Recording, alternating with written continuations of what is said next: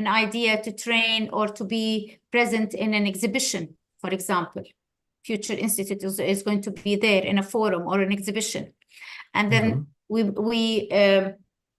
divide the work between 2 or 3 different departments to work on it. And then a lot of times you find people giving you the wrong information because they never asked, why am I giving this information? I mean, why I'm giving them this information? What's the relation between this information and this forum? Why they're asking for this information? I mean, what is it going to be an added value for them exhibiting in that forum?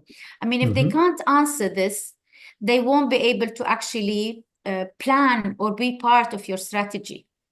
For any, I'm talking in general, in any plan or vision you have, if the management cannot really understand why they're doing the plan you're telling them to do, it's just waste to me.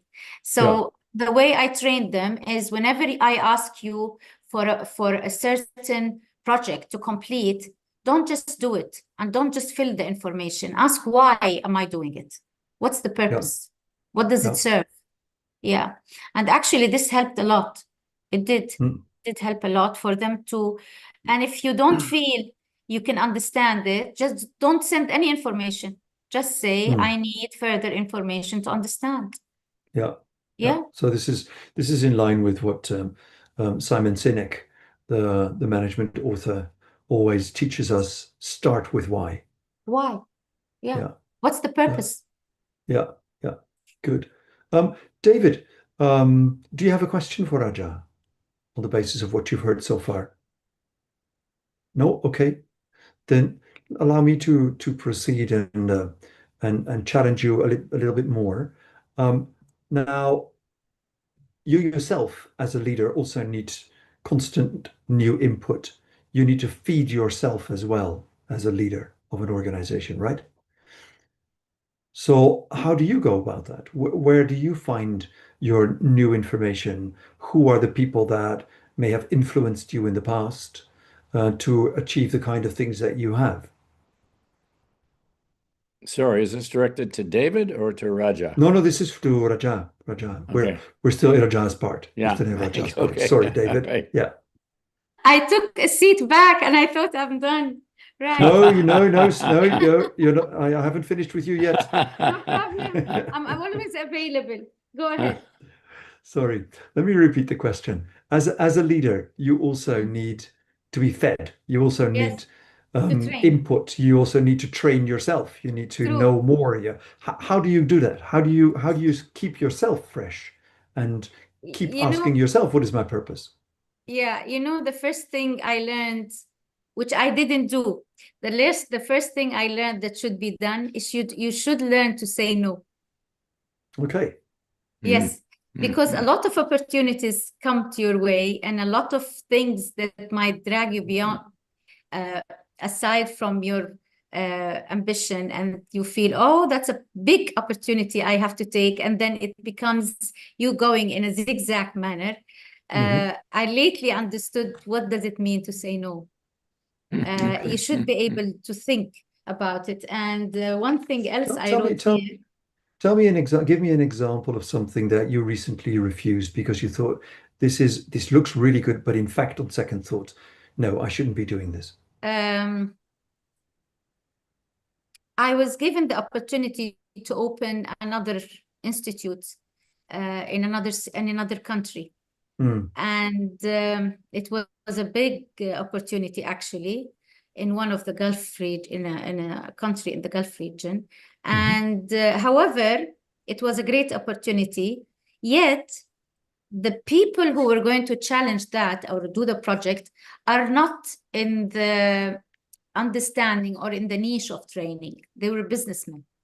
And I was very excited because it was in a time where the business needed to grow beyond KSA. But I was happy I said no, because I could tell they had no direction. They had no proper understanding of how they want to plan it, how to plan this business. And they were thinking of 3-4 colleges with different categories, with different teaching domains, different teaching subjects. But they had no direction of how to build this business from scratch. I mean, I won't be scratch, but if I'm going to go to another country with a partner, we will have to start from the beginning. Sure. And something I could sense that it's not the right opportunity. So is it fair to say, paraphrasing that in your earlier words, their sense of purpose wasn't clear enough? They didn't have a good answer to the why question? Yes, Yeah. they didn't have the proper answer to my question. Mm. The purpose itself wasn't clear. They didn't know who's the niche they want to serve. They were talking about connections with governmental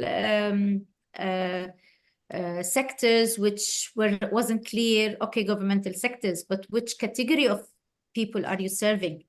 It wasn't clear. Questions that had no answers. Yeah, I see. So it's good to say no when you know that things are not as transparent as they should be. Yeah. Okay. Thank you for that. That really fits in nicely in the rest of the story. In conclusion, because now your time is really almost up. In conclusion, what is something that you would like to add to what we've discussed, which you think that we haven't touched upon, but which you think is relevant for the people attending this webinar? As a leader, keep challenging yourself. You need to keep challenging yourself with mixed with people who can have good input in your life. Learn how to how can I say? Learn how to fit with other people, but not necessarily to be like them. I mean, we have this problem of leaders reading books and wanting to copy others in their mission and vision, but they're not you and you're not them. So challenge yourself with what you have, what you can be, but don't try to be others. To me, I've learned all this lately. Maybe I'm mature. I've matured, although you didn't want to say my age. No, I've matured more than when I started. Yeah. But yes, I feel a lot of people have lost track of their businesses because of thinking that if he could succeed, I should succeed, which is correct, but you should succeed your way. You can't use their way to succeed. So I think this is the best thing to summarize it up. Lovely. Raja Abdul Rahman, thank you so much for sharing all of that with us. Thank you. Thank you. Yeah, lovely. Stay with us. Yes, of course. For the rest of the seminar. I'm really looking forward Feel to free yours. to ask questions. Yeah. And make David and my life difficult the way I've made it difficult for you. We'd like to move on now, ladies and gentlemen, to Dr. David Beattie. David is currently a professor emeritus at Rotman School of Management. And I think it's fair to say that he has a vast experience in the realm of governance and strategy. He has served on no fewer than 39 boards of management, on 9 supervisory boards. Several of those companies are not just in Canada, which is where he currently is in Toronto, Canada. And I'm sure, I'm assuming, David, that's where you're originally from. Is that right? Yes. Yeah. Again, it's not nice to say that that all of us we're old, but at least we're mature, and we've seen our stuff in the course of life. I think. David, I'd like to hand over to you. And ladies and gentlemen, David is going to address the issue of tools for impact and how that relates to strategy in action. David, over to you. Yeah, thank you very much, Mike. And I'm trying to find my share button here. It's a great pleasure to be part of this seminar and to meet everybody. Here we go. Can you see that, Mike? Is that up? Yes. Yeah. Yes. Okay. My background, I served for 10 years as a CEO, an operating CEO of a $2 billion company with 20,000 employees and 7 different divisions. So I've run things for a long period of time, been a McKinsey consultant for 20 years, so I've seen a lot of other stuff.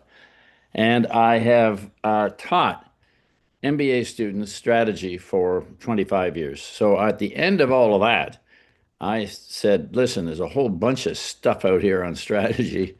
What are my favorite tools? And these were the top 10 tools. They're quite comprehensive actually in behind each tool. But I've made this available as a PDF for everybody on the call.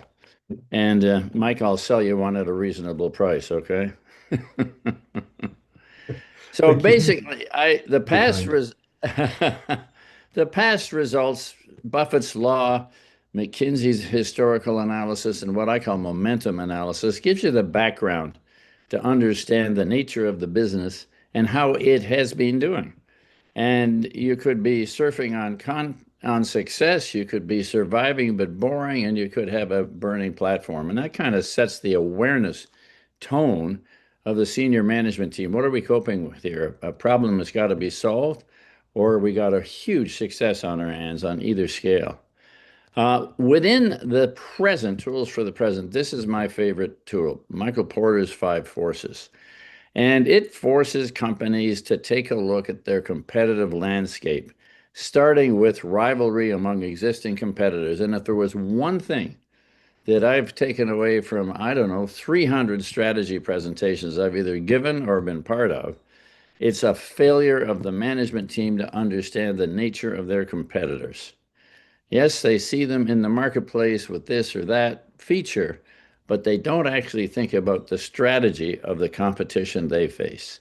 And it's a huge shortcoming, and it's quite understandable, I think, in as much as you spend your day building your products, talking to your customers, selling your products or services, and you want to make that the best you can. So you don't tend to invest too much time as a management team looking out beyond your own bailiwick. So that's number one. Talking about supplier power, customer power, threat of new entries, and threat of substitutes. And so there's power relationships, there's barriers to entry, and this gave rise to the notion of what moats protect you from competitive forces. This goes way back to the 1980s, but one of my very close friends in private equity says, I have this on my desk every day, and I think about this all the time. What else could hit from the threat of a new entry or the threat of a new substitute? Do suppliers' powers changing or my customer power changing? And what inside of our competitive arena is happening? So a really good and useful tool for what I would call traditional planning. This is Dave Samuel. He started Birch Hill, Canada's most successful private equity partners.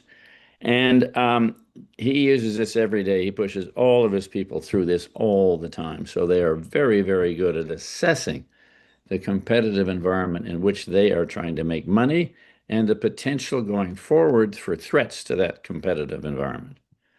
Okay, so here's an example. Laurent Baudouin, chairman of Bombardier, one of our great Canadian companies. They make Sea-Doos and Ski-Doos, if anybody's heard of them. He comes to the board and he says, I got a great new idea. I'm gonna get us going. We're gonna build 125-seat single-aisle airplanes. And Mike, you're on the board. Well done. Yes, great idea. I'm the owner, the starter, the funder. I control the company. I'm publicly traded. I come to the board and say, I got a great idea. We're going to build these planes, 125 seats, single aisle. Well, somebody ought to have asked, is anybody else in this business? Does anybody else build commercial aircraft to sell to airlines? Can you think of anybody, Mike? Yeah? How about Aerospatiale? How about Bombardier? Yeah, How about Aerospatiale, Boeing? yeah. Yeah. What percentage of the market have they got today in this industry? Oh, about 85. I see. So the problem we're going to face is going into a duopoly that's controlled sales to all the world's airlines for 25 years, and they're going to say, "Oh, good, a new competitor." Like, hello. Think about the structure of the business you're entering before you go spend billions on it. And they never did that. So the organization failed after losing about $400 million, most of which was then paid by the Canadian taxpayer. So I regarded myself as a funder of this futile idea. look at the market shares. Airbus has 53, Boeing has 41. That's 94% of the world market for aircraft are already taken up. So what are you competing for? A second major tool that I was looking for the future is aside from just building on our own core competencies, what might we get into that is sort of close to us, builds on our strengths, but is a little slightly different? Where do we want to go? Where have we been? So if you take Four Seasons hotels, on the top left here, they started in Toronto in the 1960s, and they went to London in the 1970s, and then San Francisco in America they started in the late 70s, and in the 80s and 90s they filled in geographies. On the theory that if you can build a five-star luxury hotel for business travelers in Canada, you can try it in that line that says new geographies. Okay, then they went into a new customer segment. They discovered that building hotels was a pretty expensive business, but if you put a condominium development on top of the hotel, you pre-sell the condominium to pay for the hotel building. Heck of a good idea. So they went into new customer segments. But this is a way about thinking, can we take our consistent set of core skills into new arenas? Of course, we're entering into new competitive environments, but just conceptually, is that possible? So he then said, I want to get into resorts. Now, you could say, resorts are like hotels, yeah, but we don't have many tennis courts in the Four Seasons Hotel Chicago. We don't have horseback riding in the Georges V in Paris. There are some things we don't do. Oh, yes, and there are other people in the industry who are in this business, resort. So there was a big to-do, and they had to figure out what in fact they made sense for Four Seasons. It turns out that 68% of your returns will come from the industry you're in. So one of the things to do is say, well, what's the profitability of the resort industry? What are the growth areas in the growth industry? And to look at the Four Seasons. They got into this, and over 20 years, took them 20 years to succeed. Now they have a prominent place in luxury resort hotels. Their problem at the beginning was that their customers were all being paid for by somebody else. They were people from Deloitte, Accenture, they're people from the accounting firms, they're people from McKinsey, Bain, BCG, and they never paid their bills in the Four Seasons. So they said, would you like to go with your family of four, Raja, and take your 2-week holiday at our special place in the Maldive Islands? You would say, are you kidding? I can't afford even to send one of my kids there. So it eventually worked out. So those are the top 10. Most people spend their time in strategy expanding the core, which I think makes a lot of sense. What are the areas that we do compete in today? And the ones that are blue do better than the ones that are black, sort of like the industry leaders are the blue guys. So they try to expand the core. The second thing is this innovating into new adjacencies, trying to get going sideways into stuff that you're not in today, but which might have some future. And the third is the really tough one, getting into new businesses. So not surprisingly, managers spend much more time worrying about their core businesses and what's happening there than they do about what's happening outside our core. Now, one of the ways to think about that, and this is my third and last tool here, is the 3 horizons. That's the core business, number one. The second horizon is driving an emerging business. We've started a few adjacencies. We've got 3 resorts now. Can we really drive faster and harder in that business? And then we want to seed some options for future business. This guy was vice chairman of IBM during his turnaround in the mid-90s under Lou Gerstner. IBM was going bankrupt in the mid-90s. They had a lifetime employment policy, which they had to stop. This was drama. John went around the world, talked to more customers, saw more plants, talked to more of his employees than any executive in the history of IBM had ever done. And he came back, he's vice chairman of the board, and spoke to the chairman, Mr. Gerstner, said, Lou, I think we're perfect at one thing.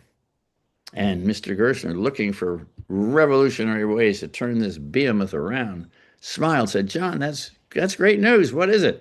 He said, Lou, we're perfect at crushing all new ideas. So large institutionalized bureaucracies tend to get so into themselves that they can't see outside of themselves. And this is typical everywhere.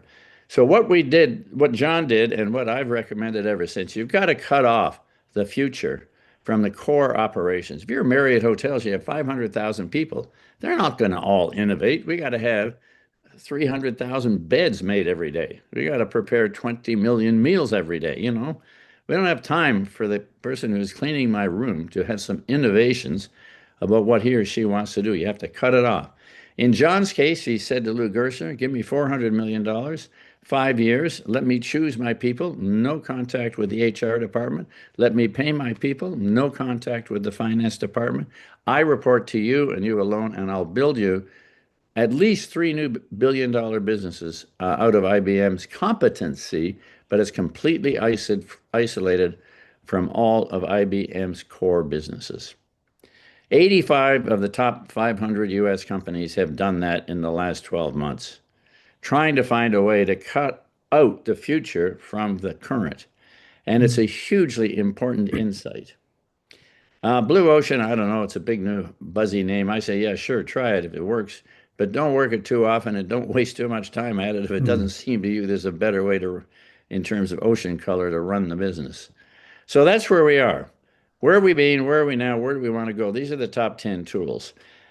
The future. I used to have black swans, but now I call it the digital tsunami.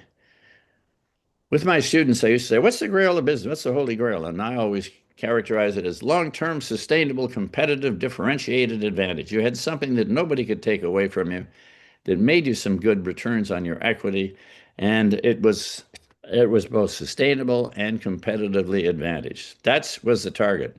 Today, we are at SSSST, a significantly shortened strategic survival time. You will not stay in business very long if you don't transform radically.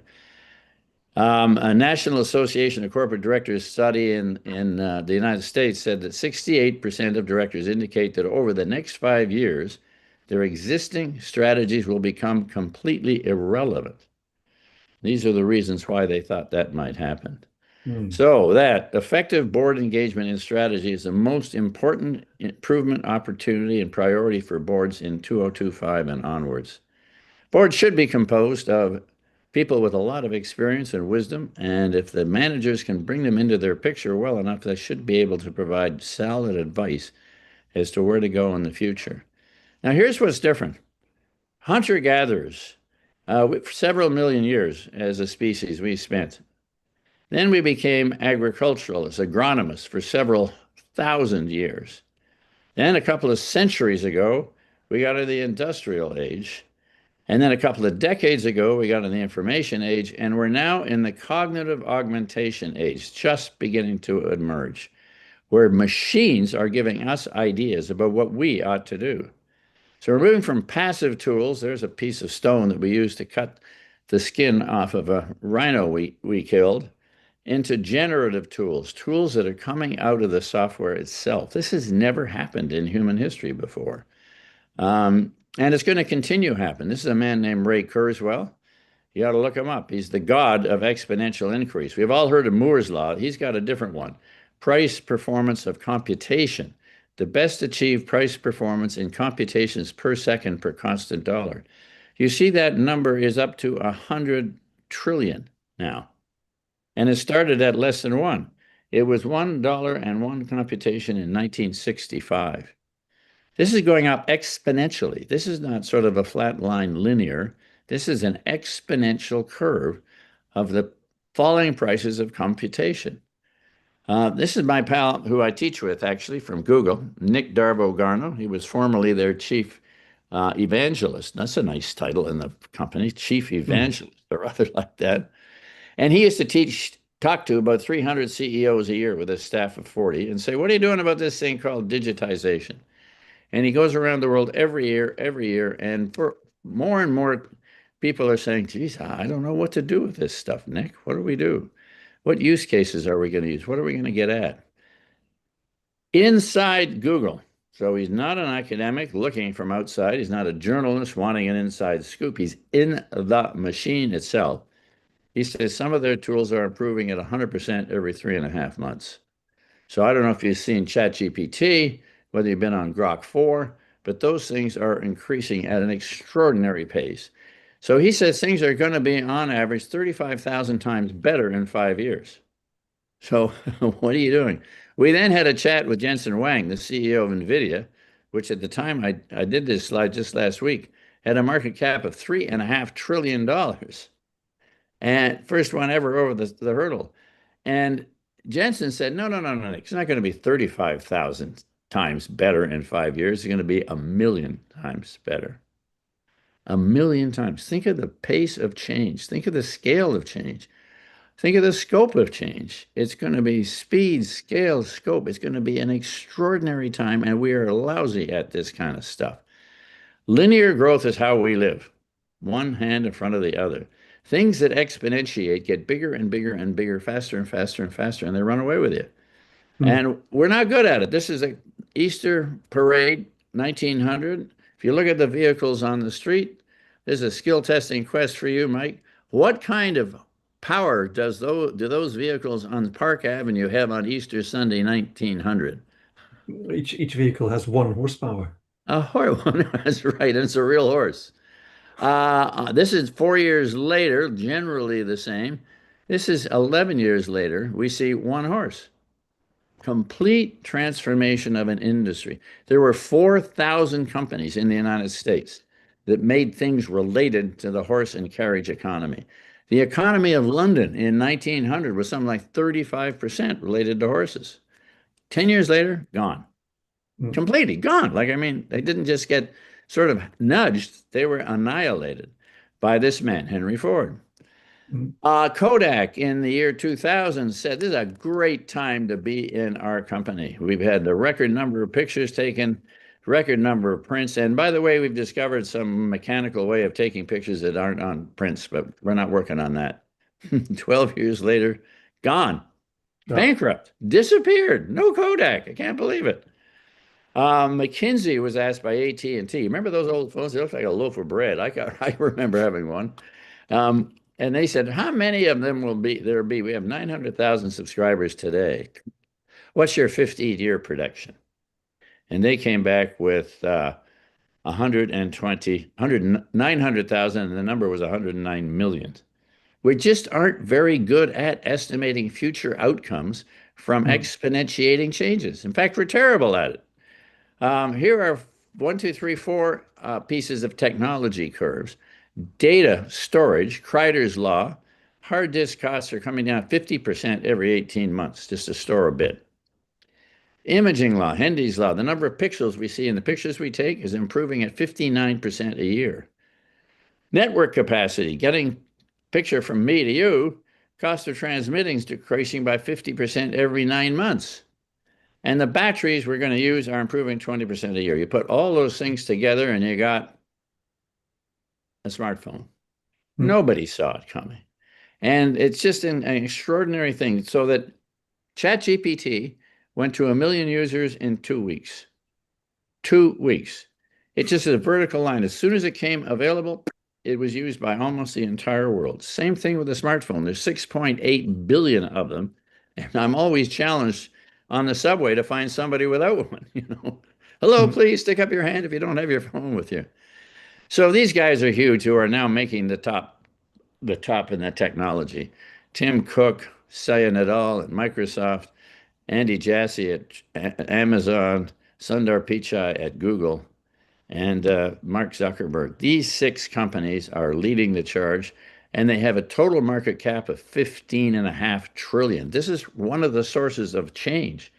The money, the innovation, the ideas coming out of these companies are extraordinary. Their sales were $500 billion in Q1, and their free cash flow $122.6 billion. Yeah. $122 billion being poured into innovation, and after that is left.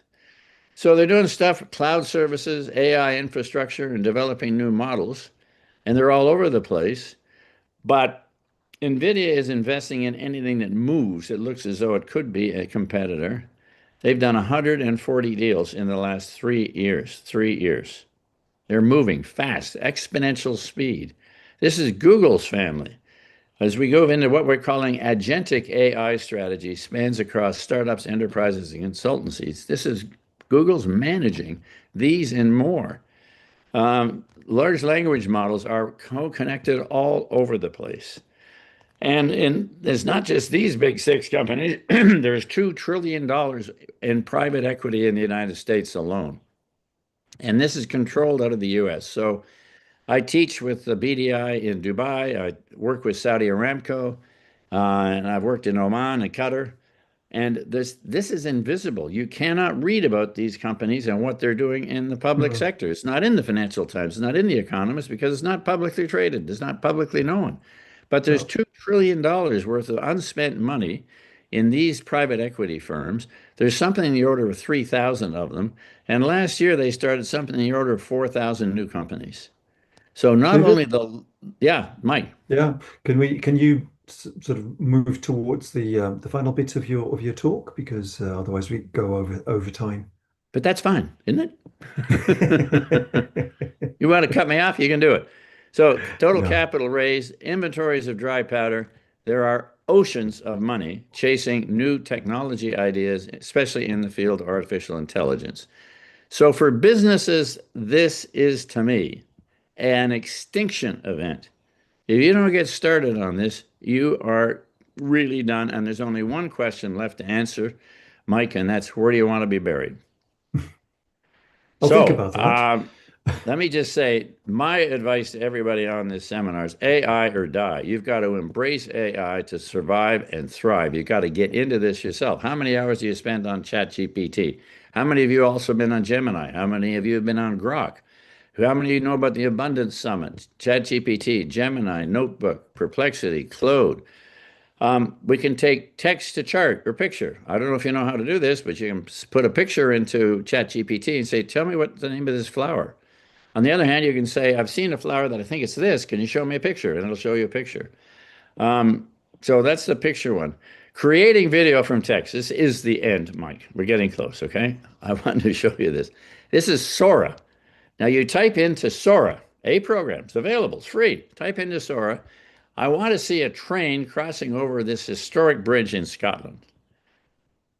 It gives you that 8 seconds later, a 10-second video from nothing. That's available. I pulled this one up 2 months ago. I then said, oh, I'd like to see several giant woolly mammoths walking through a dramatic snow. This is coming from my text prompt to visual via a program called Sora in 8 seconds. Now that'll be an hour within a year or two. So you'll be able to make a complete movie. Here's my ad for my Kia for 4,000. Anyhow, what you got to do is get good at talking to these things, because these are large language models, completely different Q&A kind of thing than Google. Go to prompt engineering or Coursera. Invest some of your time in getting used to this. But bottom line, if you're going to survive and be agile and even have a strategy for your business, every single one of your board, every single one of your top managers, every single one of your employees has to become thoroughly conversant on this, as it's going to improve 1,000,000 times in the next 5 years. Future in Egypt, I don't know, but Abu Dhabi just brought a new board director onto its board of directors in the holding company. It's called Aiden, and it's an artificial intelligence observer run by Microsoft. How about that? A board of directors in the Gulf that's got a computer program as a director. I mean, this stuff is just going to change everything. Sam says ChatGPT now has 500 million weekly users who send more than 2.5 billion prompts every day. Eric Schmidt, the co-founder of Google, he said in a broadcast 2 days ago, so you got to keep up with this every day. The old playbook is no good. The new playbook is launch faster, learn faster, improve fastest. These are the ones that are going to win. And Mark Andreessen, one of the founders of Andreessen Horowitz, the best private equity company in the United States, his answer to a company that wasn't getting along very well: make the chief technology officer the CEO today. We're going to have other problems. But if we don't stay alive technologically, we're going to have no problems because we'll be dead. So these things, take a look, July 31st, 9 o'clock. You can get started on this. Go to Abundance 360. Peter Diamandis is doing this program. He's on the bleeding edge of creativity. And get yourself into the picture. This is a transforming global event that will cause many companies to fail. And strategies are not only to be agile, they're going to have to be AI intense. Okay. Thank you so much, David. Very impressive and very rich in content. Yeah. I'd like to invite meanwhile, our attendees to ask questions in the chat box if they have any. My first question for you, David, would be, how do you use AI to make a good strategy? You ask it. One of our largest private equity firms in Canada has 4.5 million trucks on the road, with transponders sending data about their operations to headquarters in Toronto. So he's getting, gigabits of information. He put a boundary around his large language model, which you have to do so anything you put in doesn't go out. So exactly. You have to put it in a water vital, container. right? Otherwise, all your trade secrets are out there for everybody to pick up. He put everything about his company into the large language model, including his finances. He's a computer programmer himself. And then he went to ChatGPT 4.0 and said, give me a base strategy. What would you do for the next 3 years? He went to ChatGPT. And it gave him such a good start that he was able to edit it. And when it went to the board with his edits, they said, this is the best strategy paper we've ever seen. So start by asking Chat, give it your information, ask them. Then you're getting the benefit of everybody's wisdom and history. But only if you know how to talk well with the large language models. This is an entirely new skill that you've got to develop. Otherwise, you've got to cut it off and create another 150 large U.S. publicly traded firms now have venture capital divisions. The same notion of getting away from the current lineup of business, get out of the core business, separate out innovation privately. I was on the board of Colliers, a large real estate brokerage firm trading around the world. We bought 50% of the company that we felt would be the most potentially disruptive to our company in the next 5 years. We bought 50%, but they don't sit with us. They're still running their business. But we can walk across the street and say, okay, how are you guys going to wreck us today? We got a core model of how we operate as a global commercial real estate brokerage firm. How are you guys going to kill us? And is there anybody else you should be buying so that you can kill us faster? So there are different ways. You've got to isolate the core business, the operational, the intense business. It requires standard operating procedures. As I said, you can't have every one of the 500,000 people in Marriott changing sheets in your bedroom as they want to change them. There got to be protocols. And so you set them up, and they're huge, and they're everywhere. And bureaucracy drives out innovation, a Peter Drucker statement. So you got to separate innovation, give it the leadership at the top, and get moving. Yeah. Raja, are you currently offering trainings for your client base in AI? And if so, what do they look like? We're offering AI, yes, and we're offering, most of our work with students on design. Our institute is specialized in design aspects of graphic, interior, fashion, and they're using technology. And then now the AI is part of the programs themselves that we use. So it's really doing wonders. Yeah. We have beautiful programs used, and it's very strange how things can be done just so quickly, especially in the fashion design domain, where programs can just even, all those fashion design catwalks that we used to spend millions on, and now you can see them just easily walking with all the collection on this catwalks. So you don't really need to spend all this amount of money anymore to show people what your collection is. A lot. Interior, the same. Graphics, when Dr. David was speaking, graphics now is a big thing. I don't know if this domain of graphic design graduates are going to still there, because you can just bring a picture and a click of one prompt. I mean, you just ask him to give you the sense and the feel of the place and what you need to see in an ad or in a movie, and then it can be done. So a lot of jobs, God knows what's going to happen to them. Yeah. Yeah, but the Well, jobs are going to be in as much in the creative field as the blue and white collar field. yeah. There's an architectural firm in Silicon Valley that operates 100% now on AI. So I'm Yeah. designing my building with you. Raja wants a new summer house. So I actually sit down with her and I design it with her on the computer with a machine. No, I'd like it to look more like a Frank Gehry house. We go, boom, boom, bang, 15 Frank Gehry house. No, I want the kitchen over there. And you actually see yourself walking inside the house. And Yes. And once we've agreed on the design, we give her a 3D rendering and a walkthrough, and they get all the construction, engineering, electrical, plumbing done with it. Yeah, that seems very logical. But will you ever get, will AI ever be Fred Gehring? Can I hear your question here? Yes. Now, my question is, will AI ever be as good as Fred Gehring? Because it can imitate Fred Gehring, but will it be ever as good as Fred Gehring himself? That's a deeply philosophical question. Yes, it's a deeply philosophical Okay, question. so let me then turn to another question which has been submitted by one of our participants, and I think it's fair to answer that one. David, typically, how far ahead should an organization or a team plan their strategy? Used to be 3 to 5 years. I think we're all in chaos at the moment. Nobody knows the use cases that are best. Nobody knows what's going to take off in the business or not. And I think they've got to be able to move quarter to quarter, frankly.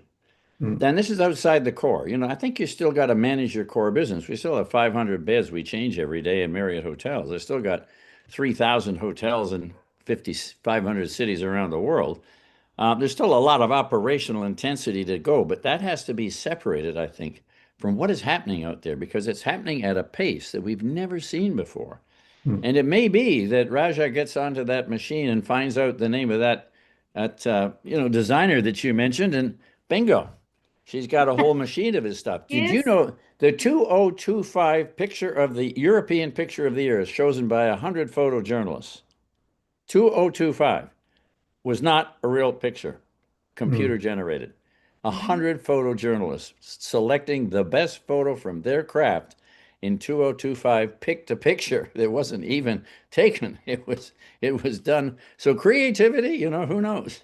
And the other part of the question that is asked is, if you look at the day-to-day tasks that people are performing, are there any methods to help them to go beyond that and for people to think more strategically? Raja hinted at this partly, but I'd like to hear your answer to this question as well, David. I think it's important for everybody, certainly in the C-suite, to be completely conversant with all of these tools, to be using them themselves. If you want to find somebody else in your business is doing it. We worked for the largest commercial train company in Canada, carrying Canadians back and forth. We just went into ChatGPT, Nick and I from Google, and we said, which railway companies around the world have already implemented programs with AI that have had significant economic benefits for them? Bang. We got 15 projects back. It's there. You don't have to look for stuff anymore. It's out there, but you've got to learn how to use it. You got to learn how to get conversant with it, because the way in which you talk to your large language model is going to determine largely what it's going to give you back.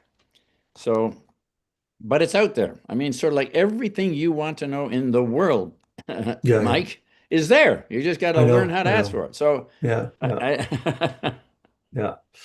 Okay, thank you, David. Thanks a million. Pleasure. And I'd like to move on to the third and today then last part of this webinar, and that part is mine, and I'm going to address ways in which organizations can embed their strategy into the culture of their organizations. And Mariam, would you be kind enough to show my first slide? The point with strategy and culture is that it's all well and good to have a strategy, But it does have to find its translation into what happens on a day-to-day basis in your organization. So people need to believe in the strategy, they have to act on the strategy, and there has to be consistency in that. So how do leaders go about that, and what are some of the things that I think, from my perspective as a person who works mostly with meetings, my business title is meeting designer, although I have evidently, as I learned today, a shared past with Raja, because originally I was trained as a biologist. And as a biologist, one of the things that has helped me to work with organizations is that I've been taught to think in terms of ecosystems and of complex systems where a certain degree of unpredictability is always there, because they are simply too complex to be able to predict everything. So how do you go about that? And next part of my only real slide, please, Mariam. I'd like to quote management guru Peter Drucker, and he said at some point, "Culture eats strategy for breakfast." Now, what I think Peter Drucker meant by that, and unfortunately we can't ask it anymore to himself because he's passed away, but what I think he means by it is you can develop the cleverest, best, most intelligent, most forward-looking, most based on brilliant ideas and insights into how the world works as you can think of. But if your organization doesn't have the ability to actually work with that strategy, to do the things which are necessary to make that strategy come true, then that strategy is totally useless. And what organizations are capable of delivering is, to a large extent, what their culture allows them to deliver. So in this slide, I've summarized 7 what I call key practices. These are 7 things that organizations need to do, and I'll go through them one by one and say a couple of words about each of them. 7 key practices that allow leaders of organizations to turn their strategy into something that will help them to grow their organizational culture. And by the way, by organizational culture, I mean the sort of thing that lives its own life, and that is what people in an or unites people in an organization. It is the shared beliefs, it is the shared practices, it is the shared values, and it is the shared norms of an organization. So the first thing is, it is vital for leaders to make sure that the strategy translates into meaningful behaviors. And here it's easy to see the connection with what Raja earlier said about being purposeful. So the strategic goals need to be broken down into clear and observable actions. And those actions need to align with the values of the organization. And if you don't have that alignment, your strategy will never become true. One of the things which creates a lot of confusion in this area is the difference between things that people talk about, but which rarely get a very clear definition. Values, norms, even a thing like behaviors. What exactly is a behavior? Attitudes, rules, actions, all of those are mentioned in organizations, but few leaders are really purposeful about what each of them means and how they sit together in the culture. The most basic one of these are values. Values are the deepest of this little list that I gave you. You can't see values. You only see the behaviors. But if you want the behaviors of people to be meaningful, as a leader, you need to be able to see the connection between the two. And that automatically leads me into key practice 2, which is leadership role modeling. People believe what they see. People don't believe what you tell them necessarily. Human beings are really good at lying. Human beings are really good at pretending, but it's a lot harder to pretend your own behaviors than it is to pretend your words. So leadership role modeling is absolutely vital. The leaders in an organization need to see what their own behaviors produce and how their own behaviors relate to the values and to the strategy. If they don't live the strategy, if people lower down in the organization cannot see that the leaders are actually working on the strategy and are implementing the strategy, then the rest of the organization will never do it. This also means that leaders, and this is perhaps the hardest part, should agree amongst themselves exactly what those values are and what the accompanying behaviors are.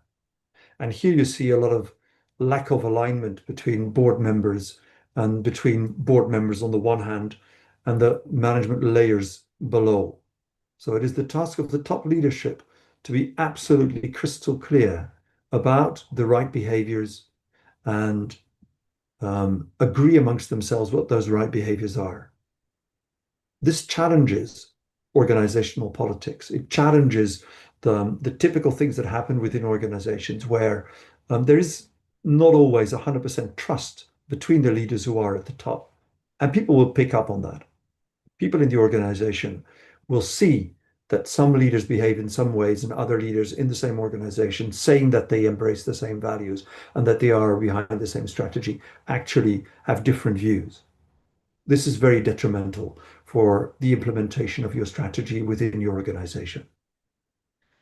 And I think a typical example of when this happens is when leaders, especially in companies in the Western part of the world, say that their people are their most prized asset, and then they do mass redundancies.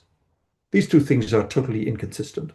You can't, on the one hand, say that your people are your biggest asset, and then with dry eyes, sack a lot of them. People in the eastern part of the world go about this quite differently. When my wife, Kate, went through COVID, and she has a small organization with 12 people, in spite of the financial difficulties, none of these people were forced to leave. Everybody brought sacrifices, but everybody stayed on board, and you buy a lot of loyalty and you buy a lot of credibility thanks to that consistency. My third point here is recruitment and onboarding. Quoting Jim Collins, the famous author who wrote the book From Good to Great, Jim Collins said, get the right people on the bus and make sure that the wrong people get off the bus as quickly as possible. So you need to make sure that the people that you hire, the people that you get on board, are already embracing your values, much more important than their technical skills. You can teach people technical skills, you can't teach them the right values.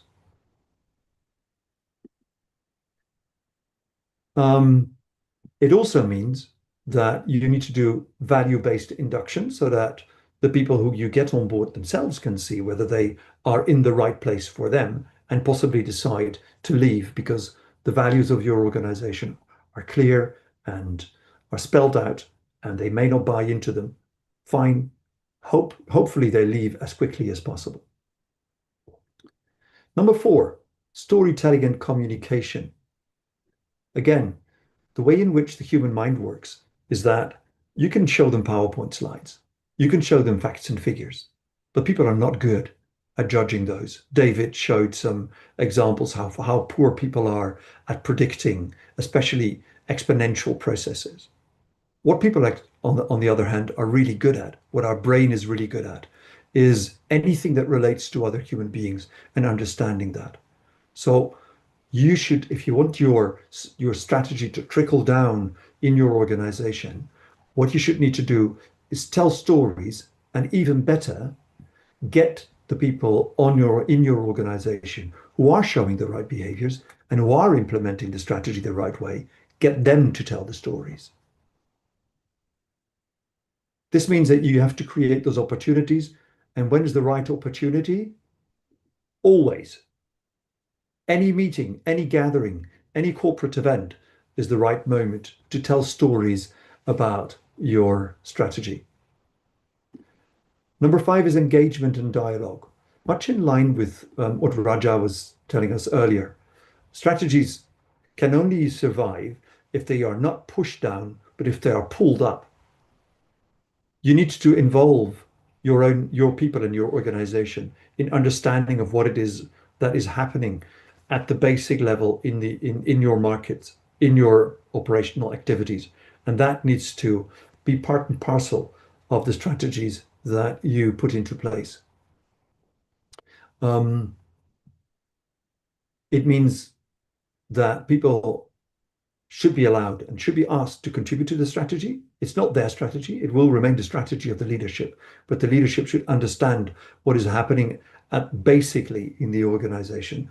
And people who have contributed to something are much more likely to embrace that thing. So a strategy which has been based on input from the people in the organization is a much easier strategy to implement. Number 7 is maybe a bit less obvious, but strategies should be reinforced through alignment of structures and systems. Those people who embrace the strategy should be rewarded for it, should be recognized for those behaviors in public. And they should equally, those who show the wrong behaviors should be exposed. And true, people always need a second chance, but maybe not a third. And then finally, reinforcement through rituals and routines. So the recurring meetings that take place on a day-to-day basis within an organization are the best moments to reinforce the strategy. Those are the moments where people need to be reminded, as Raja said, of the purpose of what it is that they're doing. They should be reminded of the decisions that they make or the projects that they are working on a daily basis, how they relate to the strategy. Maybe that's not always obvious for people, and therefore it's the task of leadership to make sure that they do understand this. And that way, your strategy becomes a living body within the organization, and it allows you to pick up on signals that help you to understand when your strategy is no longer aligned with what your people in your organization are capable of delivering. And very quickly, those were 7 key practices that I was sharing with you to embed strategy into culture. We can take the slide off screen, Mariam. Thank you so much. And I'm happy to take questions from anybody. And fair to start maybe with Raja and David, and then I will look into in the meantime, to any questions that some of our participants may have. Yeah, I just make the same distinction between core business and the revolution external. You've got to have an independent group of executives who are worrying about the future, while another group worry about the culture and embedding it in the organization. Mm-hmm. And it's that separation that I think is the critical organizational component that gives you a chance to survive, Mike. Yeah. So core business, I just separate core business from what's going on in the world outside. Yeah. On the other hand, the people who are active in the core business, they are closest to the market. So the market's changing, people... but the market's always changing. Doesn't matter. What they see day to day in their business is going to have nothing to do. You're a taxi driver working for your taxi company in Taipei, and all of a sudden there's this program called Lyft or Uber, puts you out of business. You as a taxi driver, sure, you know your business, you know your competitor's business, you know how clean your car is, you know where the passengers are. Has absolutely nothing to do with what's going to happen to your future. In the case of very disruptive changes, I agree with you there. But in the case of more gradual changes, I think that's a different set of variables. But my whole thesis is there are no more gradual changes. There are going to be side shocks to the side of the head. Mm-hmm. Here's a question from one of our participants. He or she asks, how do you ensure your team understands and buys into the strategy? Either of you would like to say a couple of words about that? Sorry, is the The question is, how do you ensure your team understands and buys into the strategy? I mean, making it simple, understanding the reviews on it, explaining, as I said, why, and not just they have to do it, the purpose behind this. The purpose behind what we're doing is very important. And maybe one of the staff members or even the simplest staff who's working in an admin job can even find out and tell you, well, you don't need to do this, or it's not valid, or it's not applicable. Yeah, it's the more you discuss your plans and the more you discuss your strategy, the better it's absorbed to the staff members. Yeah, so it requires a two-way communication from the top down and from the bottom up. And it requires... I have a question for you, but when you finish. Yeah. Okay. And I think it requires breaking through those hierarchical barriers, which often you see in organizations where people just get tasks pushed down to them without ever being asked, is this a relevant task? Or what do you think about this task? So it requires a different kind of conversation with people lower down in the organization. And that applies to the various management levels that might be in any organization. Yeah. Raja, you wanted to ask me a question. Yeah, I wanted to ask you, what's your advice when the company has more than one shareholder and the strategy, there's a conflict of strategies happening, and it's a conflict of strategy, not, I mean, they're very good. There is no personal issues, but you know, we're human beings at the end. And as Dr. David said, I mean, he's talking in a much faster pace than what we were talking today. And there's a conflict. What should be done? I mean, what's the best advice to solve this issue? Yeah. Of course, this is it's a very specific problem, but without any context, it's very hard to give a specific answer because you have a generic situation. A shareholder has a conflict with another shareholder about the strategic direction of the organization. However, one of the things that I would advise in this case an organization to do is to get an outside person, typically a facilitator, who is not necessarily into the topic, but who has enough experience and also seniority to, by experience, I mean the experience of using different tools to get people to talking in a different way. Often you need to get one level deeper to understand where the difference comes from. Is it a real difference about facts and figures? Is it a difference about the analysis of the outside world? In that case, there is an answer. Because somebody, if it's about facts and figures, some of them are right and somebody's wrong. It's as simple as that. But sometimes people are into a conflict already, and they're unable to really speak. It's a conflict of vision. If it's a difference of vision, you need to go to a different level. Then you need to talk about what are the underlying values for this vision.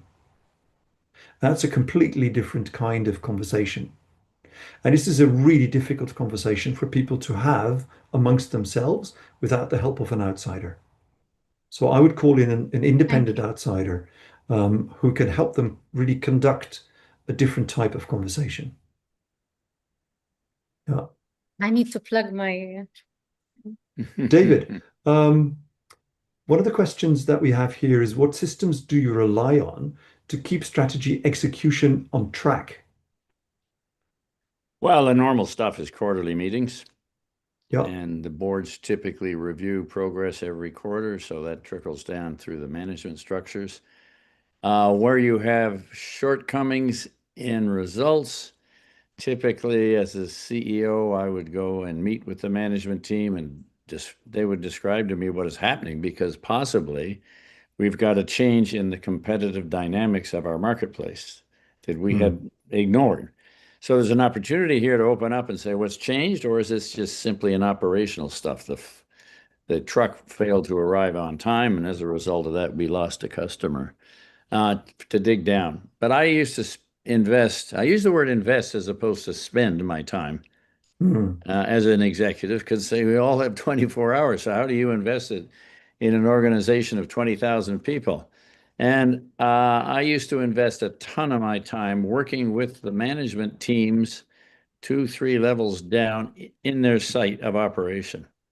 So get out in the field, to your point, understand what's happening at the grassroots level, and then spend time discussing what their perceptions were and what we might do differently.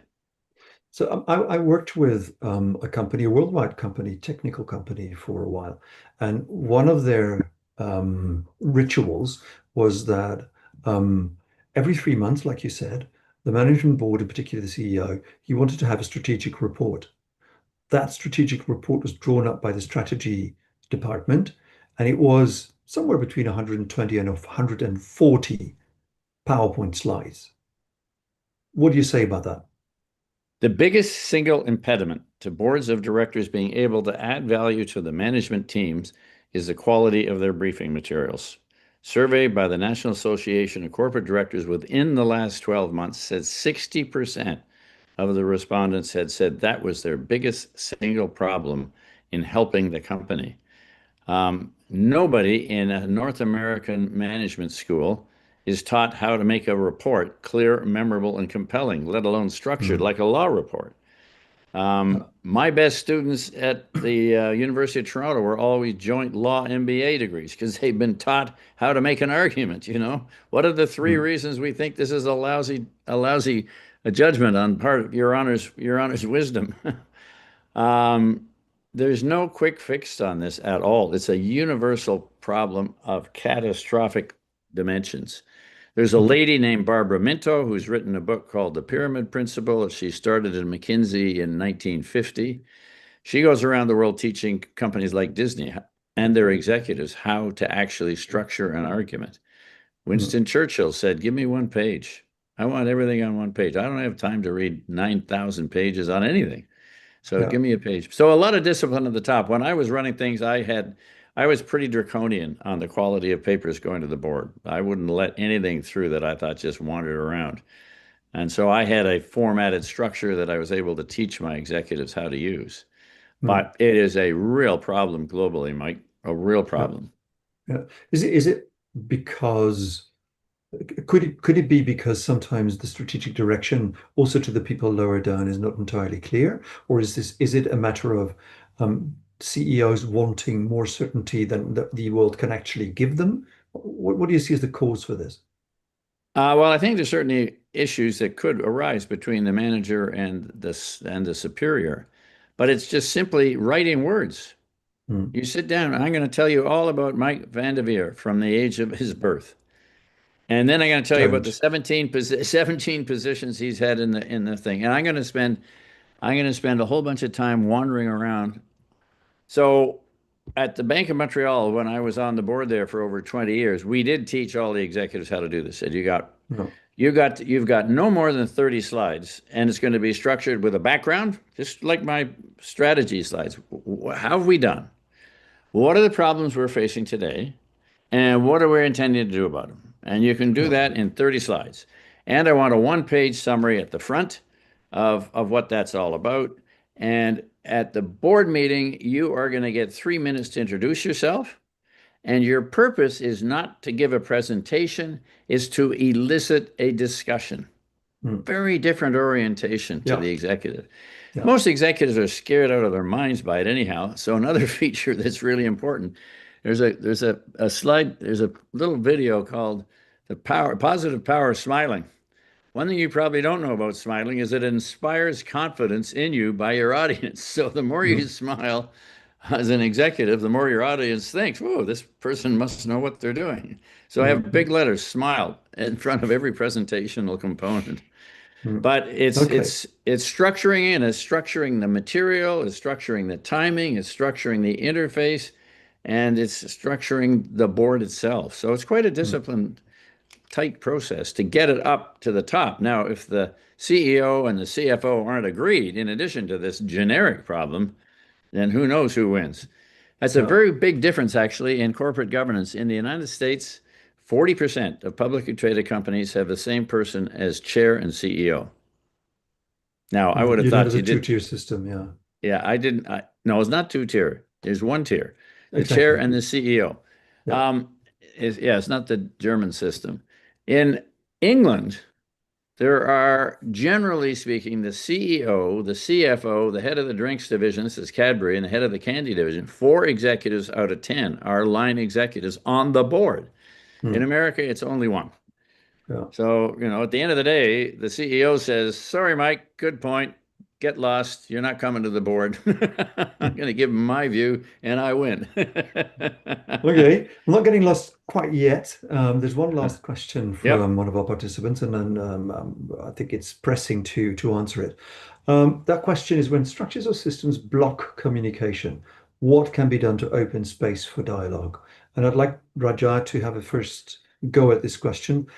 I will say a couple of words about it as well afterwards, and maybe David, if you want to, feel free.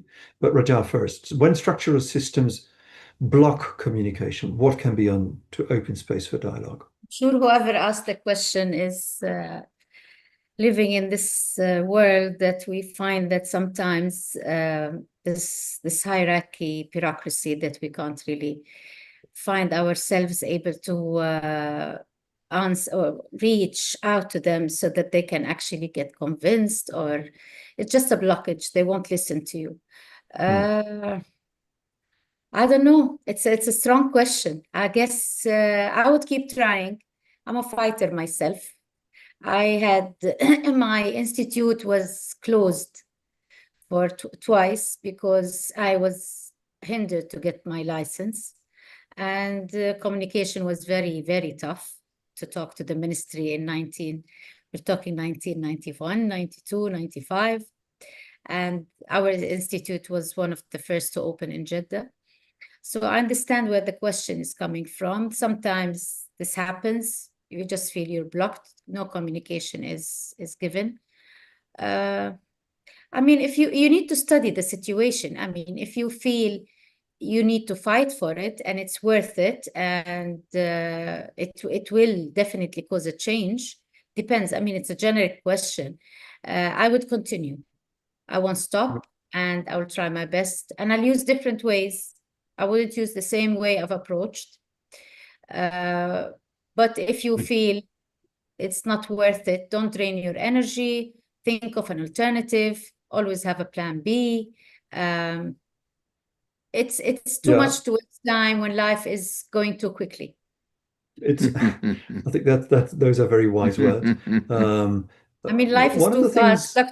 Dr. David today made me worry. Wallah, life is going too fast. Yeah. One of the things that I've seen working sometimes, in spite of stifling hierarchies, is keep asking questions. Yes. And keep asking, especially questions about your own purpose. So almost the opposite from what you said earlier on, where the leadership has to explain the purpose.